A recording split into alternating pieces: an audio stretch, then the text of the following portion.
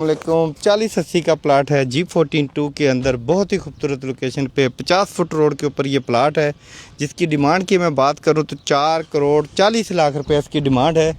बाकी बैठ के बात हो सकती है, आप ऑफ़र देंगे। और ये इसकी खूबसूरती जो है ये इब्ने सीना है, उसकी बैक साइड का ये प्लाट है और ये आगे F14 को भी जाता है और ये सीधा रोड चला जाएगा आपका F11 और G11। जब ये रोड बन जाएगा तो इस प्रॉपर्टी की वैल्यू डबल और ट्रिपल हो जाएगी। यही टाइम है इन्वेस्टमेंट करने का, और यहाँ पे आएँ, घर बनाएं या इन्वेस्टमेंट करें, दोनों सूरतों पे यहाँ पे आपके पास बहुत ही बड़ा अच्छा ऑप्शन है।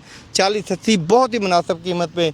इतने में तो हमारे G13 में 4 मरले का प्लाट मिलता है, जितने में यहाँ पे 4080 मिलता है। फैसला आपका है।